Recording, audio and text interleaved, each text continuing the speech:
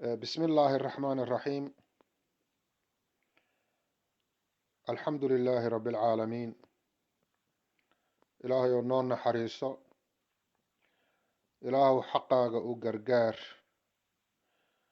إلهي ظالمين تنققبو، إلهي انتي دمت ونحريصو يغو حقوق الدفاعية. آد بان إذين سلام يا خيارتي إذا قيمها بدنا نعاوى بلنسرين ساعدي وي قادي marka codku siduu yahay codka ma lay maqlayaa si aan barnaamijkeena aan u bilaabano nusa saacihi asad idaa jaa midnimo maasha allah adeer macan aad baan kuu salaamay maqalku siduu yahay maqalku asadow siduu yahay maqalku siduu yahay qaaliyow maasha allah maasha allah dad akhyaar badan baa kasoo qayb galay maqalku siduu yahay ma lay maqlayaa cabdinaasir maasha allah adeer macan aad baan kuu salaamay maqalku siduu yahay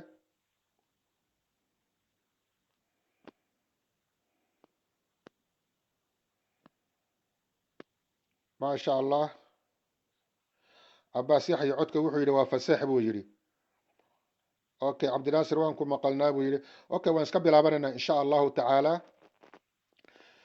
ilaahay waxaan ka baryayaa inuu islaamnimo nagu dilo dhiig islaamiyeedna ma jeclina in ilaahay uu dadkaasi kala badbaadiyo oo nin walba ciiddiisa uu tuso marka waxaan jecelahay inaan dhowr qodob idinla wadaago laakiin waxaan rabaa inaan saddex hordhac aan ka yar horreysiiyo waxaan horta aad iyo aad aan uga xumahay in qowmiyad idiloo canfar la yidhaahdo oo jabuuti degta oo eritrea degta oo etoobiya degta in ay gobol yar oo dowlad deegaanka soomaalida ee city la yidhaahdo ay ku soo duushay cududeedii oo dhan ba iskugu geysay iyadoo weliba adeegsanaysa maamulkii jabay ee TPLF Tigreega Ethiopia ku amar ku taagleynaysay marka qowmiyad idil iyo in gobol yar ay isku hor yimaadaan baa horta wax laga xumaadaa waxaase la sii yaab leh waxa weeyaan markii warbaahinta Ethiopia oo weliba warbaahinta officialka ama rasmiga ee dowladda Ethiopia oo af Xabashi iyo af Oromo iyo af Tigray iyo af Canfariba markii ay isku raaceen in waxa gardarrada wada ay tahay Soomaalida iyo gobolka City iyagoo weliba adeegsanaya luqado kala duwan iyo propaganda iyo been aan jirin oo sal iyo raad lahayn oo marka weliba ay leeyihiin dowladii Jabuuti ciidamo ka socda soo duulay oo dad Canfar laayay maya ee Soomaali iyo shabaab qulooyin baa ku soo duulay waxaasoo dhanna waa beentii ay propagandadii ay faafin jireen maamulka Canfarta waa wax aad runtii looga xishoodo weeyaan dowladda Jabuuti de waa dowlad Jabuuti la yiraahdo oo Canfar iyo Ciise iyo Soomaali kaliba ay degan yihiin iyo dadyow kale hal sabab oo keenaysa in ay ku soo duulaan oo ay dad Canfara ku laayaan ma jirto weliba waxa jirto oo kale in wasiirka gaashaandhigga ee dowladda Jabuuti inuu yahay wasiir nin Canfari ah Canfarta qowmiyadda Canfarta ka soo jeeda wasiirka arrimaha dibadda inuu nin Canfari ah marka ra'iisul wasaare inuu yahay nin Canfari ah de marka dowladdii ay ka tirsanaayeen inay ogaan waayaan in ciidantay soo diraan ay weliba soo laaya Canfar yiraahdaan waa waxaanan sar iyo raad lahayn waa propaganda ay awalba faafin jireen reerkani Canfareed ee walaalahaya waa tii xataa anigoo Sweden jooga oo ilaa imika jooga ay oran jireen uu soo baxay oo wuxuu joogaa gobolka City cadayti cundufo Canfar ku laynaya marka waa been aan sal iyo raad lahayn laakiin waxa la yaab leh waxa weeyaan TV-ga Ethiopia in laga sii daayo in ay dowladda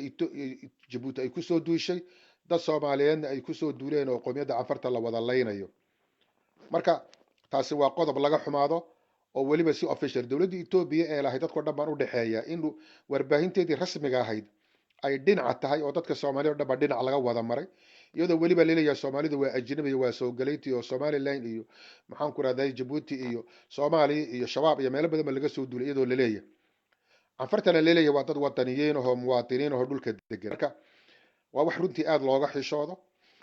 in Soomaalidana lagu tilmaamo inay yihiin dad ajnabi oo soo galeyti qowmiyadaha kale oo dhan ay yihiin dad wadaniyiin marka dhinac laga eego runtii waan ku faraxsanahay anagu Soomaali baan awalba Ethiopian ma ahayn dad la haysta bay ahayd oo la adoonsado oo lagu soo duulay oo lagu gumaysto laakiin dadka kalena waa dad maxaan ku radaa iyagu etoobiyaan marka dhinacaas ma xuma laakiin been abuurka in dowladdii dhinada federaalka sheeganaysa ay lahayd qoomiyadaha iyo kilalado dhan way u siman yihiin in been abuur intaa la eg in loo adeegsado waa wax laga xishoodo oo warbixintii raadiyoga iyo tv-ga etoobiya uu sheego in maxaan ku radaayay kilalka canfarta lagu soo duulay oo soomaali oo dhan ay kusoo duuleen ilaa dowladda jabuuti lagu soo duulay hal sabab oo dowladda jabuuti ciidamadoodu ay ugu soo tallaabaan oo u laayaan dad canfarana maba jirto iyagaaba ka mid ah ciidamada jabuuti dee canfar baa ka mid a soomaali baa ka mid a carab baa ka mid a qowmiyado badan baa isku jirta marka hal sabab ma jirto taa waxaan taageerayaa un go-aankii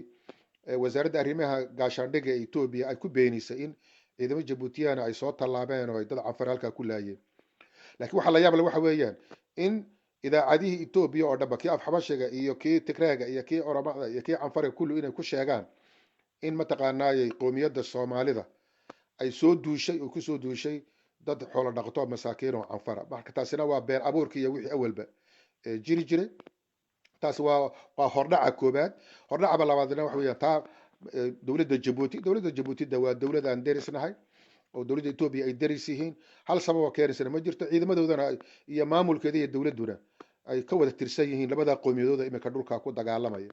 marka taasina waa been abuurkii uuna awal waxayn jirtay taasna wasaaradda gaashaandhigga etoobiya beenintii ay beenisay baan ku raacayaa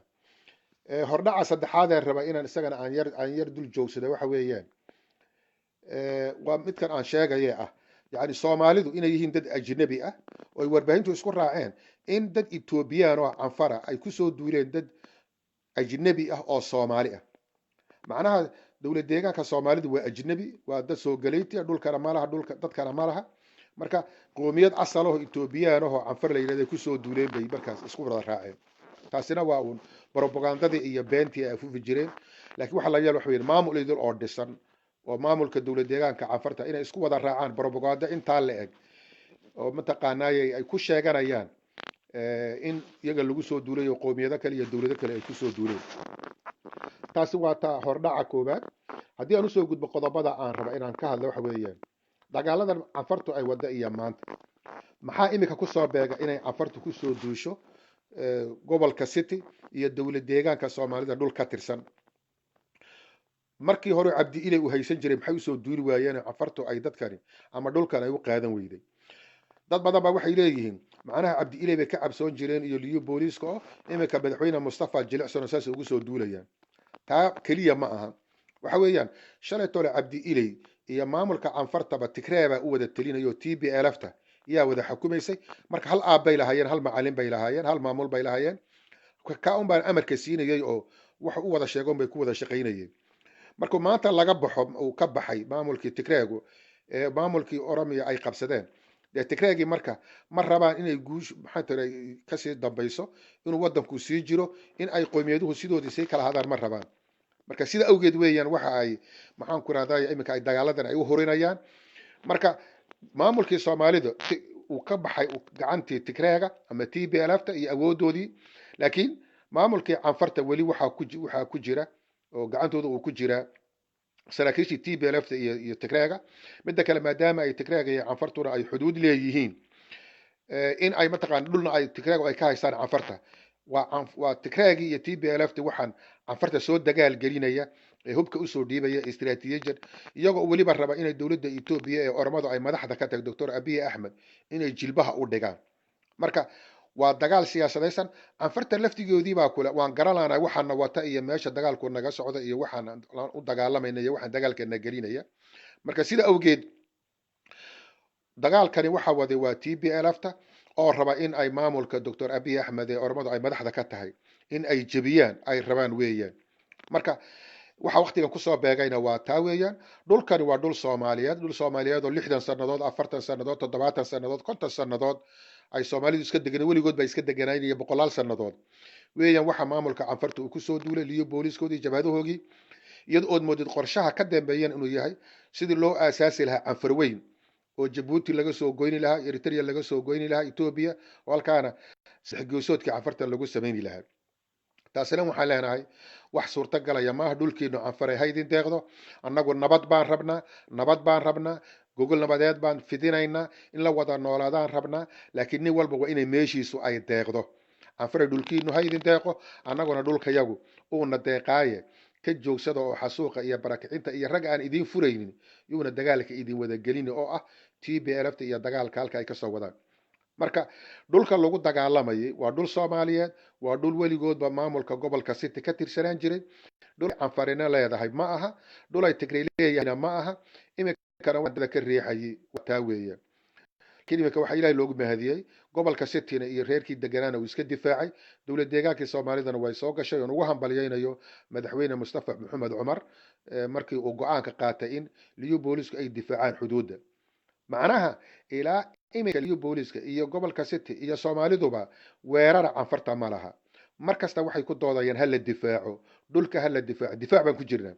aniga maalin walba hadlaya waxaan leeyahay canfarta yaan lagu duulin yaan la leeynin waxaan leeyahay war isdifaaca kaliya dhulkayagii baan isku difaacayna waa dhulkii ilaahay uu nabaday een deganayn baan leenahay dhulkayaga waa inaan difaac waana difaacayna anigu waxaan nin magan uga nahay ma jirto inkasta oo la yaab marka qaarkood ragga canfarta qaarkood sida u hadlayaan ee ah muxuu Rayaale Xaamud ugu doodaya gobolka City iyo Soomaalida muxuu ugu doodaya ugu hadlaya yani sidaan doona hayeelne iyaguna waxay rabaan inay maamulka canfarta iyo shacabka canfarta iyo dhulka canfarta in ay u hadlaan bay rabaan anigu bila dhiig ma dadkayga aan u hadlaya Soomaali baan ahay dulmana oo dhamaan u hadlaya hatta canfarta la dulmiyo waan u hadlaya laakiin markaan iyaga u hadlaya way shacabka ii tumayaan markaan dhulka Soomaalida aan u hadlaya aan leeyahay war hal la difaaco hal iska celiyaan waxay leeyihiin muxuu sida u leeyahay anigu Soomaali baan ahay gobonimo doon baan ahay gumaysidiid baan ahay qoorsidiid baan ahay dulmi oo dhan baan ka soo horjeedaa dhul balaarsi oo dhan baan ka soo horjeedaa marka sida awgeed baan dhulkayga inaan difaaco iyo dadkayga inaan difaaco u hadlo iyaan ka ah waxyaabaha la yaab kale waxa weeyaan jabhadii ONLF soo gashay nabad bay qaadatay dadka waxay ugu baaqaysaa wada noolaasha iyo wada deganaansha iyo nabad in laga wada shaqeeyo oo dadka iskoolo loo dhiso oo dhakhtar loo dhiso oo wadooyin loo dhiso wada noolaadaan oo dhibaatadii TPLFta iyo gumaystu ku hayeen ay waxaynayaan laakiin jabhadii canfarta ee ka soo gashay Eritreadu markii waxay noqotay sidee dhul u balaarsataa iyo sidee dad shacab ah oo reer guuraayo masaakiin inaad u laysaa iyay noqotay waa wax aad runtii aad looga xishoodo labadii jabhadood labada wada ay kala qaateen iyo labada go'aan ay kala qaateen taasi waxa weeyaan tad maamulka canfarta iyo dagaalka canfartu ay imika ku waday ku soo qaaday dhulka City gaar ahaan ay TPLF-tuna ay dabada ay ka riixayso ma aha mid kale oo maxaan ku raadayay Cabdi Ilay baa markii hore aadka Mustafa Jilicsan maahine waa qorshihii TPLF markay meesha ka baxday ay rabaan in ay dhulka maxaan ku raadayay ay ku durugsadaan oo ay TPLF-tu ay rabto in dawladda Ethiopia ay ku fadhiisiso ama ay ku joojiso taasi waxa weeyaan laakiin anagu shacabka canfarta ah ee masaakiinta walaalahaya ah waxaan jecelnahay inaan nabad ku wada noolaano sida Djibouti ba loogu wada noolyahay sida Eritrea loogu wada noolyahay anaguna inaan nabad ku wada noolaano ayaan doonaynaa laakiin nin walbana waa dhulkiisa iyo ciidiisa taa ka dhulka Soomaalida ma ogolanayna inay cawri qaadato taa ka dhulka canfarta aan anagu uma socon hadaan nahay Soomaali hadaan nahay gobolka City iyo hadaan nahay dawlad deegaanka Soomaalidaba marka qolo waliba meesheedu had deeqdaan leena nabad baan ku baaqaynaa nabadgelyo ku baaqaynaa nolol baan rabnaa dadkaasi waa inay nastaan ay degaan oo ay nabad ku wada noolaadaan laakiin nin walbana waa hoygiisa iyo xadkiisa waa inuu deeqa weeyaan canfartana waxaan leeyahay TPLF gabalkeeda u dhacay dibna uma soo noqonaysee rag aan reerka idiin furayn iyona reerka idiin karin oo dhul iyo dad aan iska celin karaynin waxayna idinkoo qoomiyad dhan oo canfara inaad gobol yar iyo dawlad deegaan yar aad ku soo duushaan oo isku wada tagtaan waa wax laga xishoodo weeyaan laakiin waan iska keen celinaynaa dhulka yagana waan difaacaynaa ninna magan uguma ninna uma daba joogsanayno taasi waxa weeyaan waa maamulka canfarta dawlad deegaanka Soomaalida waxaan ugu hambalyeeynayaa go'aankii ay qaateen ee ay inay xadka difaacaan laakiin iyagana waxaan leeyahay ugu baaqayaa go'aankii hore ay qaadateen ee kabinetka iyo dawladda deegaanku ay isku raacday ee ahaa saddexdii degmo ee dhulka sharci darrada lagu raaciyay canfarta inaad go'aankii si degdeg ah uga dhabaysaan oo ah in aad warqad qortaan golaha federationka oo saddexda degmo cadaynta iyo cundhufi iyo garbacisa waa inay sida ugu dhaqsaha badan walaalahooga u soo raacaan gobolka City iyo dhulkii ay asalka ahaayeen sharci darradiina waa inay sideedo loo fuliyaa taas waa ta midda labaad go'aanka aad qaadateen in liyu booliska xuduudda Soomaaliya dawlad deegaanka oo dhanba inuu sugo iyadana waa in laga dhabeeyaa xuduudda canfarta ha u tallaabina dadka canfarta ilaaliya nabadooda laakiin dawlad deegaanka Soomaalida waa in xuduudeeda la sugaa haddii ay tahay aan la leenahay canfarta haddii ay tahay aan la leenahay oromada waa in xuduudda dowlad deegaanka soomaalida waa in la suga oo halkeeda ay ahaadaan qolo walibana waa in xadkeeda ay joogto ciidankuna waxaa loo sameeyay in xuduudahaas ay wada sugaan madaxweyne mustafa maxamed cumar waan aaminsan inuusan dhulka soomaaliyeed una bixinaynin maantana adisabuu joogaa inuu dhulka difaaci doono oo uu banaanka dhigi doono wixii jiro dhanna uu miiska keeni doonaan aaminsanahay isagana waxaan leeyahay go-aankaaga ku adkayso waan ku daba joognaa shacab iyo xisbiyo mucaarid iyo muxaafid iyo nooc walbana waan kugu taageeraynaayo mudana madaxweyne hore u soco maxaan ku rahda adigoo na matelaya kalsoonidayadana qaba madaxa sare u taa nina magan ugama tid ciidaada sida aad u tiri kursigayga ma siisanayo maxaan ku rahdaaye dhulka ma siisanayo kursigayga ka dhabe annaguna diyaar baan ku nahay inaan kula daba joogsano oon midnimo iyo wadajir aan ku joogsano marka mar labaad iyo mar saddexaad mudana madaxweyne noolow garabkaagaan nahay laakiin waxaan u baahannahay mudana madaxweyne ficil baan u baahannahay hadalladada mamacaan ficil macaani ha raaco oo ah xuduudda gobolka soomaaliyeed ee lagu doortay eed u dhaaratay eed matelaysid waa in aad sugtaa wado kasta ay kuu maraysa iyo meel kasta ood u maraysa garabkaaga nahay waa nagu tasho arrinta saddexaad waxa weeyaan reer city waxaan leeyahay waad adkaysateen ciidiina waad difaacdeen midnimadaa muujiya markii aad isku tashateen markii aad muujiseen in aad dad jiratiin markii aad difaacdeen xuduuddiina markii aad difaacdeen markii aad midnimo iyo wadajir aad muujiseen markii ay iyadoo oo canfar weyn ah oo meel walba kasoo duushay ay meelna idinka soo geli weyday bay waxay noqotay marka in walaalihiinna ay idiin soo gurmadaan marka midnimadiina xoojiya halkaa kasii wada canfar waxaan leeyahay marka hore nabad yaan ugu baaqayaa idinkuna nabad ugu baaqa laakiin taa ka dhulka gobolka city ah uma ogolaanayno in ninkuu doonaba ha noqdo oromo noqotaya canfar noqotaya mid kale noqotayaaba midna kama siisanayno inuu ciidayada uu soo galo ama uu qaato marka reer cityed adkaysigii iyo midnimadii iyo dhabar adaygii iyo geesinimadii aad muujiseen guulaysta ayaan idin leeyahay waxaana idinka codsanayaa berri toolo oo jimco ah iyo sabtida inaad banaanbaxyo isugu soo baxdaan inaad midnimo muujisaan inaad wadajir muujisaan in aad ka xuntihiin walaalihiin la laynayo iyo dhulka ay canfartu gardarrada ugu soo duushay una qabsatay in aad idinkoo ka dhiidhinaya waa inaad magaalooyinka oo dhanba la isugu soo baxaa waa in la muujiyaa wadajir waa in la muujiyaa inaad mid tihiin marka gobolka city oo dhan waxaan ugu baaqayaa inay banaanbaxa beritoola si dhaba uga jawaabaan soomaali oo dhan waxaan ugu baaqayaa oo ay caasimadda jijiga ay ugu horeyso caasimadda dowlad deegaanka soomaalida jijiga ugu horeyso waa in banaanbax beritoola loo soo baxaa oo lagu muujinayo taageerada iyo hiilimaadka iyo garab joogga loo hayo gobolka city iyo xasuuqa ka socda galbeedka gobolka city ee dadka shacabka ee masaakiinta ah ay jabhadda iyo liyu booliska canfartu ay leynayaan meel kasta ay soomaali joogto 11 gobolba in beritoola banaanbax laga sameeyaa lagu taageerayo laakiin waa in nabadda la ilaaliyaa waa in isku dubnaan la muujiyaa waa in midnimo la muujiyaa waa in mataqaanaa hal dhinac looga soo wada jeestaa marka sida awgeed berito waxaan ku baaqayaa banaanbax nabadaysan oo lagu muujinayo midnimada iyo heelimaadka gobolka city odayaasha salaadiinta ogaasyada cuqaasha culummada dhalinyarada kulligood ay muujiyaan midnimo oo ay muujiyaan inay garab taagan yihiin walaalahooga soomaaliyeed waxaa kusoo dila waa qowmiyadda dhinaca canfarta waxaa la dagaalamayna waa gobolka city marka sida awgeed soomaaliyay muujiya midnimo soomaaliyay muujiya inaad isku damaqanaysaan haddii aad isku damaqan weydaan maanta waa city beritolana waa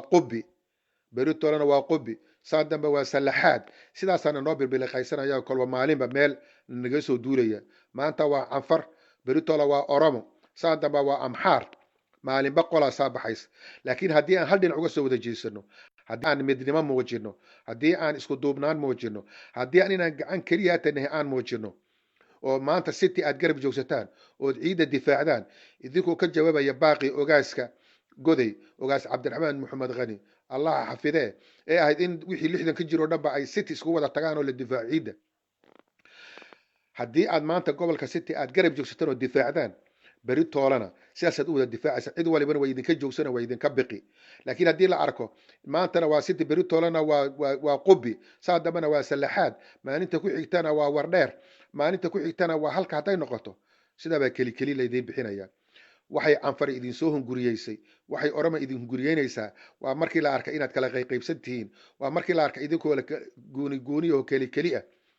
laakiin oromo iyadoo kala af oo kala dhaqan oo kala deegaan oo meel walba joogta waxay wax walba ka horreysiyeen oromanimada midnimada oromada iyo maslaxadda oromada iyo oromo in maslaxadeeda iyo qoomiyadda oromada wax walba laga horreysiiyo marka khilaafka diinta iyagoo kala diina xataa inay midnimada oranimo ay ku wada dhintaan canfar iyadoo kala duwan oo kala diin oo kala dhaqana xataa canfarnimo iyo dhulka canfareed laakiin waa soomaali waxaa laga helayo kala qaybsanaan inay dhexdeeda isku mashquulso kana boorta ah kana banaanka ah kana reer hebelowga ah kana dhinacan ah kana maxay ah ilaa la gaarsiiyey liyu boolisku maxay ugu dhimanayaan gobolka city oo de maxay u dhiman hadday dhagax bur ku dhintaan ama qabri daarra ma caadi bay ahayd marka laakiin city ku dhintaan ma reer kala waa luqad laga xishooda weeyaan marka soomaaliyay midnimo muujiya maantaad fursad haysataan haddii maanta gobolka city la bililaysto britola kuwa kalena way fududaanayaan canfar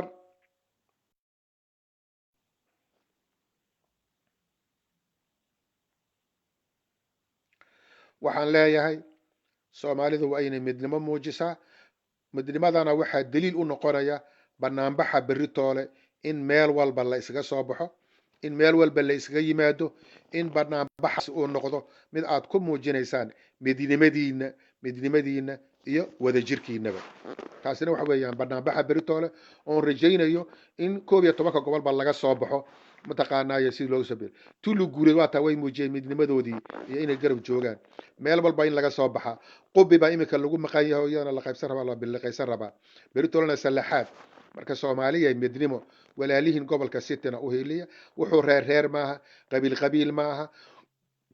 waa waxa weeyaan wuxuu waa jiritaan umadeed waa qoomiyad idil weeyaan marka soomaalinimadaana deeqda soomaalima hala muujiyo dhulkana soomaalinimo ha lagu difaaco taasina waxa weeyaan ta banaanbaxa beritoole iyo gobolka city oon leeyahay qurbi iyo gudaba muujiya inaad walaalihiin garab joogtiin banaanbaxyo muujiya qoraalla muujiya safaaradaha Ethiopia dibadda oo dhanna qurba joogta gobolka city iyo Soomaali oo dhanba waa in ay muujiyaan inay ka xun yihiin oo sida ugu dhaqsaha badan dagaaladaas iyo baraakicindaas loo joojini lahaa qodobka afraad waxa weeyaan waxaan wax walba kaga gudbi karnaa dagaalkani wuxuu socday 10 bilood waa lagu daawanayay gobolka city baa keligii lagu daawanayay waa bishii 11aad dhul badan baa laga qabsaday dhulka gobolka city maanta dhulka intiisii badan waa la soo celiyay intaas oo dhanba Soomaali way eegaysay maxaana noogu eegayay maalintan idin lahaa madi baana waxaad tiraadeen madimatiida tol baad leedahay aaway tolnimadii maanta hadii idinka aragna Soomaaliyay annagoo dawladeena daba joogna dawlad deegaankeena iyo madaxweyne Mustafa Maxamed Umar annagoo daba joogna aan difaacno xuduudeena maantana waa imtixaan waa tijaabo weeyaan haddii canfar ay najabiso oo dhulka Soomaaliyeed qaadato beritolan oroma ku dhiiranaysa dhulka kale xuduudana leedahay in iyaduna qaadato laakiin maanta haddii aan mid noqono dhinac uga soo wada jeesano difaaca gobolka city iyo leyse ka hortaga gardarrada iyo maxaan ku dhahay bareerka iyo dulmiga ay canfartu wado beritolan oromada way ka joogsanaysaa waa idinka arkaya amxaar iyo tigree iyo canfar iyo kulligood Soomaali baa dhinac uga soo wada jeesteen iyaga oo welibana leh maxaan ku raadayay Soomaalidu waa ajnabi oo meelo kale ka yimaadeen dhulka maba deganaba marka sida awgeed Soomaaliya Soomaalinimada muuji waxaan ugu horeysay waxa weeyaan beritola banaan baxayo in la isku soo wada baxo reer city meel walba ka soo baxa reer jijiga meel walba ka soo baxa reer dhagax boor reer qabrida reer goday meel walba 11 kaba ku muujiya inaad walaalihiin garab taagantihiin Soomaalinimada deeqda midnimada la deeqda waxaana noogu hubsaday oo nagu soo duulay markii dhexdeena la arkay inaan kala qaadayno inaan isku mashquulsanahay in aan kolba qolo iyo maxaan ku raadaya gobol aan isku mashquulsan karin maxaa wasiir la isiin waayay iyo maxaa kani sida loo yeelay iyo maxaa kani markii dhexdeena la arkay weeyar waxay qolo waliba nagu soo jeesatay marka sida awgeed هلا دفاع دولك الصوماليات أو دبا reer tulu guuleed garabkiinaan joognaa annagu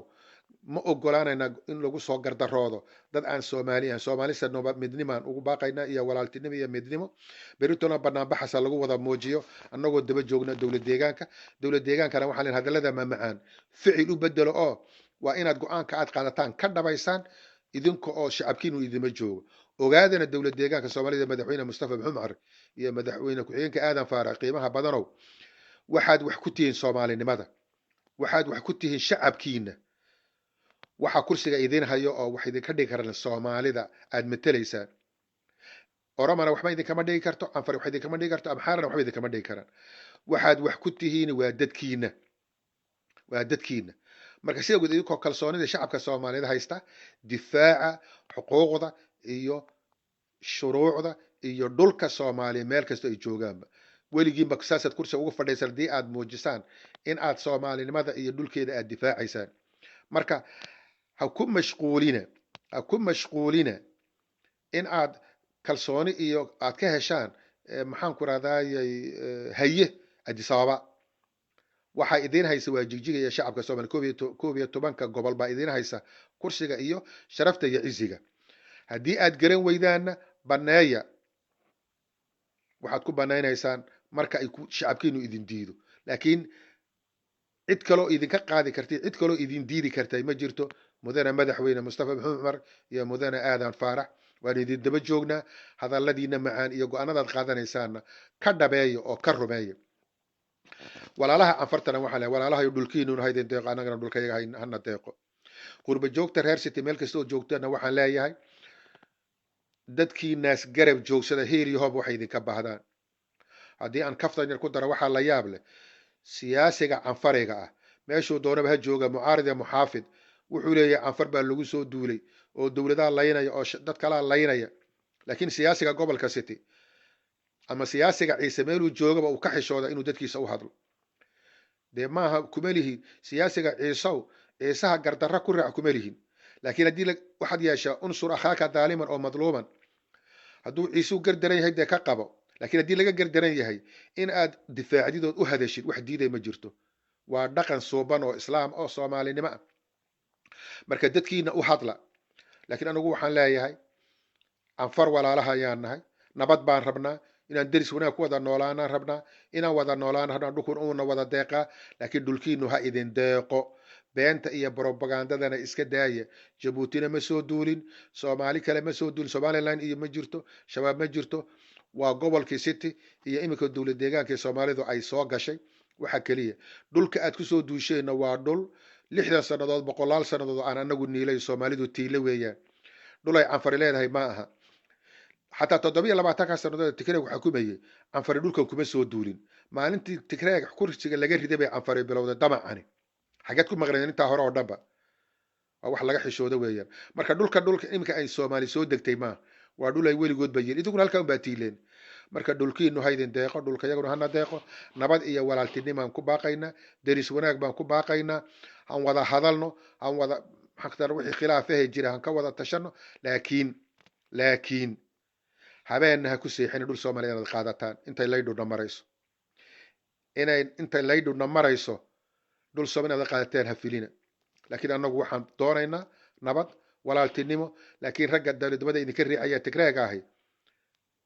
idima khaarijinayaane canfaray aqligiinu ha shaqeeyo deris wanaagu ha shaqeeyo walaaltinimadu ha shaqeyso diintu ha shaqeyso annaga isku dana aan ka wada tashano aan ka wada sheekaysano sidii aan nabad iyo dadkaasi ay nolol wanaagsan ay u wada heli lahaayeen ugu dambaystii waxa la yaab leh waxa weeyaan waxa markastaba qofka Soomaaliga dhiigiisa raqiis ka dhigaya waxa markastaba qofka Soomaaliga ama siyaasiga Soomaaliga ama ninka madaxda Soomaaliga uu uga xishoonayo Soomaalinimadiisa waxa uu madaxa u foorarinayo waxa uu markastaba qof shisheeyaa uu cagaha ugu meydhayo ama uu ugu nugul yahay ama uga go'noodsanayo ama uga foorarsanayo shacabkii dadkii Soomaaliyeed siyaasiyiinta ahaa raggii Soomaaliyeed siyaasiyiinta ahaa ee mas'uuliyiinta ahaa way ka xishoonayeen in wadan dhulkooda way ka xishoonayeen inay qoomiyadaha kale ee qayrkooda iyo ragga kale qayrkooda in ay yac iska yiraahdaan oo ay yiraahdaan xaragada naga daayo dulmiga naga daayo gardarrada naga daayo ma karaan aawa ragga Soomaaliyeed ee baarlamaanka federaalka Itoobiya ku jira weligood iyagoo hadlay ma maqlaysid madaxda Soomaaliyeed oo weligood ka hadla gobolka City iyo laysa dhulka Soomaaliyeed ma maqlaysid maxay wax shoonayaan meesha ay Anfar iyo Oromo iyo Amxaar iyo qolo walibana ay u hadlayaan qoomiyadaha kale xataa bal imika Amxaar iyo Anfar maxay iska galay Amxaaradii ba TV waxay ka leedahay qoomiyadii asalka ahayd ee Itoobiyaanka ee Anfareed baa lagu soo duulay oo Djibouti iyo Soomaali baa ku soo duushay maadaama ay Soomaalidu ajnabi yihiin hal nin oo Soomaali oo si dhab ugu jawaabay ma jirto way ka wada xishoonayaan laakiin waxaan halkan aan uga hambalyeynaya gudoomiyaha gobolka City mudane Cumar Cabdi Maydhane noolo baan ku leeyahay mudane gudoomiye intii itaalkaaga waad sheegaysi tol wayaad noqotay laakiin maanta wixii ka dambeeyay kelima noqon dootid anaa ku jooga in yar dabeed waan kula joogaa hortaabaan dhibanaya igu tasho intaana igu siisay reerka waan u hambalyeynaya runtii gudoomiyaha gobolka City ugu dambeysay waxaan kaga baxayaa Soomaaliyeey maanta waa City beritolana waa Qubbi iyo Salaxaad iyo laga hidiyo dhulkaas oo dhan iyo Tuli Guuleed iyo Qulaji iyo beritolana la biliqaysanaya lagu soo duuli doona haddii maanta aad ka hadashaan oo difaacdan gobolka City oo Soomaalinimo muujisaan iyo midnimo beritolana way ka joogsanayaan wayna ka maagayaan kuwii dabci lahaa Tuli Guuleed iyo Qubbi iyo Salaxaad iyo laga hidaba way ka joogsanayaan laakiin maanta haddaad City reer City kaliya tiraadaan oo Anfare ay dhulka qabsato annagu frontier baan joognaaye idinkana waa idinku soo duuli midda kale qolana si gaaran ula hadlaya dagaalka Anfareed gobolka City kaliya ma meesha loo socdo waa Djibouti iyo xeebtii weyneyd waa dawladda Djibouti oo reer loo tirinayo meelaha saddex geesoodka Anfarta ay ku taamayaan waxa weeyaan markaad City ka faraxalataan xuduudaas Djibouti u gudba weeyaan Djibouti waa jamhuuriyad